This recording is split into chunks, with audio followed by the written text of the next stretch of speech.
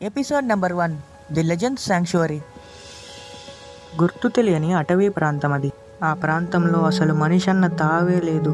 దాంతో అక్కడి చెట్లు ఆకాశాన్నే తాకుతాయా అన్నంత ఎత్తుగా ఎదిగిపోయాయి. అడవిలో జీవనం సాగిస్తున్న అనేక రకాల పోకెమాన్లకు ఆశ్రయమిస్తున్న ఆ చెట్లు తమ అందమైన పువ్వులు, వివిధ రకాల పండ్లతో ఆ అడవికి మరింత అందాన్ని చేకూరుస్తుంటే, వీచే చల్లని గాలులకు ఊగిసలాడుతున్న ఆ చెట్ల కొమ్మలు అక్కడి ప్రశాంత వాతావరణాన్ని ప్రతిబింబిస్తున్నాయి. అసలు ఇలాంటి ప్రాంతం ఒకటి ఉంటుందని బయట వారికి ఎవ్వరికీ తెలియదు. నేటి అత్యాధునిక సాంకేతిక పరిజ్ఞానంలో భాగమైన ఉపగ్రహాలు సైతం ఈ ప్రాంతానికి సంబంధించిన ఎటువంటి సమాచారాన్ని అందించలేకపోయాయి. దాంతో ఇది ఎవరికీ తెలియని ఒక రహస్య అడవిగానే మిగిలిపోయింది. ఇంతలో ఒక వైట్ కలర్ కార్ అడవిలోకి ఎంటర్ అయింది. ముఖానికి మాస్క్, చేతిలో పోకెడెక్స్తో నలుపు రంగు దుస్తులు ధరించిన ఒక వ్యక్తి ఆ కారులో నుంచి దిగాడు. అతని పేరు Landon Knight. Canto protection association head క్వార్టర్స్లో నెంబర్ 1 ఏజెంట్ ఇతను. హలో నైట్, అక్కడికి చేరుకున్నారా అని పోకెడెక్స్ నుండి వాయిస్ వచ్చింది. ఎస్ సార్, మీరు ఈ విషయాన్ని నాకు వదిలేయండి, వాళ్ళని ఎలాగైనా పట్టుకొని తీసుకొస్తాను అని ల్యాండన్ ఎంతో నమ్మకంగా బదిలిచ్చాడు. ల్యాండన్ ఒక పనిలోకి దిగాడు అంటే అది ఎంత కష్టమైనా సరే పూర్తయ్యే వరకు వదలడని అవతలి వ్యక్తికి తెలుసు.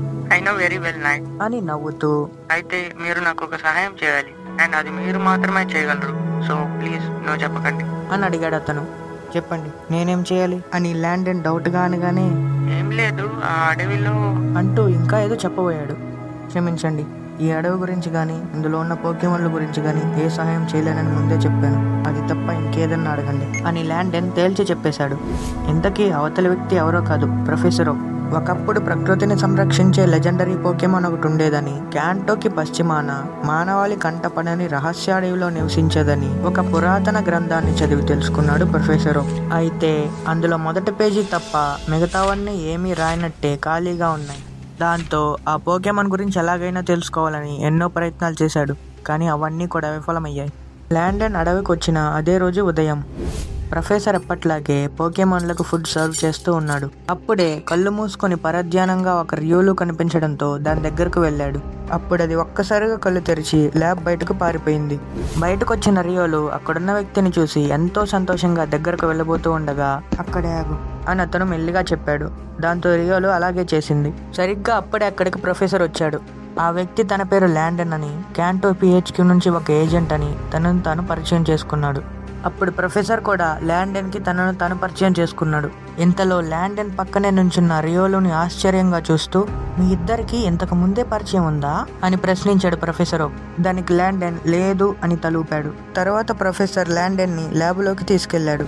లోపలికి వెళ్తూ ఉండగా ఏదో శక్తి తనను ఆకర్షిస్తున్నట్టుగా అనిపించి, ఆ గ్రంథం యొక్క ప్రకాశం నాకు తెలుస్తూనే ఉంది, అంటే ఖచ్చితంగా అది ఇక్కడే ఉండాలి అని తన మనసులో అనుకున్నాడు ల్యాండన్. తర్వాత ప్రొఫెసర్ ల్యాండన్ కూర్చోమని, అవును అసలు మీరు ఇక్కడికి ఎందుకు వచ్చారో తెలుసుకోవచ్చా అని అనుమానంగా అడిగాడు. అదేం లేదులే గాని ఇటీవల మీరు ఏదన్నా కొత్త పోకెమాన్ గురించి అధ్యయనం చేస్తున్నారా అని ల్యాండన్ ప్రశ్నించగానే తనకున్న అనుమానాలన్నింటినీ మర్చిపోయి ఒక గ్రంథాన్ని తీసి ల్యాండన్ ముందు ఉంచాడు ప్రొఫెసర్. అది చూసిన ల్యాండన్ కళ్ళు వింతగా మెరిశాయి. తర్వాత ప్రొఫెసర్ జరిగిందంతా ల్యాండన్కి వివరించాడు. అన్నీ తెలిసినా ఏమీ తెలియనట్టే ఆశ్చర్యపోతూ విన్నాడు ల్యాండన్. ఆ పోకెమాన్ గురించి తెలుసుకోవడానికి మీరు నాకు ఏదైనా సహాయం చేయగలరా అని ప్రొఫెసర్ అడగగానే, లేదు ఆ పోకెమాన్కి సంబంధించి నేను మీకు ఏ సహాయం చేయలేను, కానీ ఒక్కటి మాత్రం చెప్పగలను, ఆ అడవికి ఎంత దూరంగా ఉంటే అంత మంచిది అని ల్యాండన్ గంభీరంగా చెప్పాడు. అది విన్న ప్రొఫెసర్ నిరాశ చెందాడు. అప్పటి వరకు ఎంతో ఉత్సాహంగా ఉన్న ల్యాండన్ ఒక్కసారిగా అలా ఎందుకు అయిపోయాడో అతనికి అర్థం కాలేదు. కానీ ల్యాండన్కి ఆ పోకెమాన్ గురించి తెలుసు, ఏదో కారణం వల్ల చెప్పలేకపోతున్నాడు అని అర్థం చేసుకున్నాడు. ఎప్పటి నుంచో మౌనంగా వాళ్ళ మాటలు వింటున్న రియోల వైపు తిరిగి కళ్ళు మూసుకొని, నన్ను గుర్తుపడతావు అనుకోలేదు, నిజంగా నీ ఆరా శక్తి చాలా బాగా అభివృద్ధి చెందింది అని తన ఆరాను ఉపయోగించి మానసికంగా మాట్లాడాడు ల్యాండన్. మిమ్మల్ని ఎలా మర్చిపోతాను, అయినా దిగులు పడకండి, మీ అంతైతే అభివృద్ధి చెందలేదులే అని రియోలు కూడా మానసికంగానే బదిలిచ్చింది. ఈ విధంగా వీళ్ళు మాట్లాడుకోవడంతో ప్రొఫెసర్కి అసలు ఏమీ వినిపించడం లేదు. వారి ముఖ కవళికల్ని గమనిస్తూ, తను రియోలుతో మాట్లాడుతున్నాడా అంటే నేను అనుకున్నట్టు ఇతను మామూలుడు కాదు అని అనుకుంటూ నివ్వెరపోయి చూస్తూ ఉండిపోయాడు. రియోలుతో మాట్లాడుతూ ఉన్న ల్యాండన్కి ఏదో ప్రమాదం రాబోతుంది అనిపించింది. వెంటనే కళ్ళు తెరిచి ఒక పోకేబాల్ తీసుకున్నాడు. అప్పుడే ఏదో గుర్తొచ్చిన వాళ్ళ ప్రొఫెసర్ వైపు తిరిగి, అవును అసలు ఈ గ్రంథం మీ దగ్గరికి ఎలా వచ్చింది అని అడిగాడు. దానికి ప్రొఫెసర్ ఏదో సమాధానం చెప్పేలోపే తన అనుమానాన్ని నిజం చేస్తూ ఎక్కడి నుంచో 2 పోకేబాల్ దూసుకొచ్చాయి. వాటి నుండి బయటకు వచ్చాయి ఎలకజామ్, గెంగార్లు. అప్పటి వరకు గోడ చాటుగా దాగి ఉన్న ఇద్దరు దొంగలు కూడా బయటకు వచ్చారు. వాళ్ళని చూడగానే ల్యాండన్ కనుబొమ్మలు ముడిపడ్డాయి. చూడండి, సూటిగా విషయానికి వస్తున్నాం. మర్యాదగా రియోలను మాకు అప్పగించారో సరే, లేదంటే మేమేం చేస్తామో మాకే తెలీదు అని ఒకడు వేలు చూపించి బెదిరిస్తూ ఎలకెజం హిప్నోసిస్ అంటూ ఆదేశించాడు. వెంటనే ఎలకెజం ల్యాండన్ వాళ్ళపై హిప్నోసిస్ ను ఉపయోగించింది. దాని ప్రభావానికి ప్రొఫెసర్ నిద్రలోకి జారుకోగా రియోలు ల్యాండన్లు మాత్రం తమపై అసలు ఏ దాడి జరగలేదు అన్నట్టు స్థిరంగా నిల్చున్నారు. జరిగింది చూసి ఆ మొదటి దొంగ, వీళ్ళు ఎలకెజం మానసిక శక్తిని ఎలా తట్టుకున్నారు అని విస్తుపోయాడు. ల్యాండన్ అతని వైపు యగాదిగా చూస్తూ, ఇది కూడా ఒక దాడేనా? అయినా మీలాంటి వారిని ఎంతో మందిని ముప్పు తిప్పలు పెట్టి 3 సముద్రాల నీళ్లు తాగించిన వాడిని, వారితో పోలిస్తే మీరెంత అని వారిని తీసి పారేసి, చూసావా రియోలు, వీళ్ళ స్థాయికి నిన్ను చూడడమే ఎక్కువ, అలాంటిది ఏకంగా పట్టుకోవడానికే వచ్చేసారట అని రియోలుతో వెటకారంగా నవ్వుతూ అన్నాడు. ల్యాండన్ వాళ్ళను తీసి పారేయడంతో ఆ దొంగల్లో రెండోవాడు కోపంతో ఊగిపోతూ, ఎంత ధైర్యం, నీ తల పొగర్ని ఇప్పుడే దించుతాను, గెంగార్ షాడో బాల్ అని ల్యాండన్ వైపు చూపిస్తూ అరిచాడు. దాంతో గెంగార్ ల్యాండన్ వైపుగా షాడో బాల్ ని ప్రయోగించింది. తన మీదకు షాడో బాల్ దూసుకొస్తున్న ల్యాండన్ కొంచెం కూడా కదలలేదు, బెదరలేదు. సరికదా, దాన్నే తీక్షణంగా చూస్తూ, అవునా, అది చూద్దాం ఎవరి పొగరు ఎవరు దించుతారు అంటూ కళ్ళెగరేసి ఎప్పటినుంచో తన చేతిలోనే ఉన్న పోకేబాల్ని షాడో బాల్కి అడ్డుగా పెట్టారు. ఆ మరుక్షణం పోకేబాల్ నుండి షాడో బాల్ని లక్ష్యంగా చేసుకుని ఊదారంగు సైకిక్ కాంతి తరంగాలు బయటకు దూసుకొచ్చాయి. పోకేబాల్ నుంచి బయటికి రాకుండా దాడి చేయడం ఏంటి అని అనుకుంటూ కళ్ళు పెద్దవి చేసి మరీ చూడసాగాడు రెండవ దొంగ.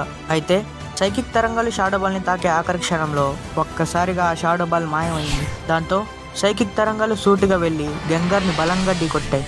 ఆ దెబ్బతో గెంగార్ బాధతో రోధిస్తూ ఎగిరి 10 అడుగుల దూరంలో పడింది. అప్పుడు ఆ సైకిక్ తరంగాల దాటికి చుట్టుపక్కల ఉన్న వస్తువులు కూడా చల్లా చెదురైపోయాయి. స్వతహాగానే సైకిక్ రకాల దాడులు గోస్ట్ రకాలకు సాధారణం కంటే కూడా రెట్టింపు హాని కలిగిస్తాయి. పైగా ఇప్పుడు జరిగిన దాడి చాలా తీవ్రంగా ఉండడంతో గెంగార్ ఒక్క దెబ్బకే ఓడిపోయింది. అది చూసిన ఇద్దరు దొంగలు విస్మయం చెందారు. అప్పుడు రెండవ దొంగ తన గెంగార్ని పోకేబాల్లోకి తీసుకొని, అదేం పోకేమోనో గానీ చూడు, లోపల నుంచి చేసిన దాడి ఎంత తీవ్రంగా ఉందో అని మెల్లిగా మొదటి దొంగ చెవిలో అన్నాడు. చాలా లేపు, ఏదో ప్రత్యేక శిక్షణ ఇచ్చుంటాడు అంతే అని చాలా నిర్లక్ష్యంగా అన్నాడు మొదటి దొంగ. అది కాదురా, షాడో బాల్ అతను ఏం చేశాడు అంటూ ఇంకా ఏదో చెప్పబోయిన రెండో దొంగ వైపు చిరాగ్గా చూశాడు మొదటి దొంగ. దాంతో దెబ్బకి నోరు మూసేశాడు రెండో దొంగ. మరోవైపు ల్యాండన్ కూడా షాడో బాల్ ఏమై ఉంటుంది అని ఆలోచనలో పడ్డాడు. అదే విషయం తెలుసుకోవడానికి తనలోని మానసిక శక్తిని మేలుకొల్పాడు. అప్పుడు ల్యాండన్ కళ్ళ నుండి నీలిరంగు ప్రకాశం వెలువడి ప్రయోగశాల అంతటా వ్యాపించింది. ఇక్కడ విషయం ఏమిటంటే, సాధారణ పోకేమాన్లు, మనుషులు ఇటువంటి మానసిక శక్తిని చూడలేరు. ఈ విధంగా ల్యాండన్ గమనిస్తూ ఉండగా హఠాత్తుగా మాయమైన అదే షాడో బాల్ ప్రత్యక్షమై రియోలు వైపు వెళ్లడం తన మానసిక శక్తి ద్వారా గ్రహించాడు. వెంటనే ఆపాలి అనుకున్నాడు, కానీ అప్పటికే ఆలస్యమైంది. ల్యాండన్ అలా అనుకోవడం, షాడో బాల్ రియోలుని ఢీకొట్టి రియోలు వెనక్కు విరుచుకుపడడం క్షణకాలంలో జరిగిపోయాయి. అది చూసి ల్యాండన్ రియోలు అంటూ రియోలు దగ్గరకు వెళ్ళబోయాడు. కానీ ఇంతలోనే ఆ మొదటి దొంగ, త్వరగా ఎల్కజాం సైకిక్ ఉపయోగించు అని దిక్కులు పిక్కటిల్లేలా అరిచాడు. తర్వాత ఏం జరుగుతుంది? ఆ దొంగలు రియోలను పట్టుకుంటారా? పురాతన గ్రంథంలో అసలు ఏం దాగి ఉంది? ఇప్పటికీ ఆ పురాణ పోకేమాన్ నిగూఢారణ్యంలో నివసిస్తుందా? క్యాంటోపీ హెచ్క్యూ ఏజెంట్ అయిన ల్యాండన్ నైట్ కు వీటన్నిటికీ ఉన్న సంబంధం ఏంటి? వీటన్నిటికీ సమాధానాలను నెక్స్ట్ ఎపిసోడ్లో తెలుసుకుందాం. అప్పటి వరకు this is PFX from story studio. Take my hand. It's time to let your heart lead you into the Celestinous Celestial Multiverse. Stay tuned. Signing off.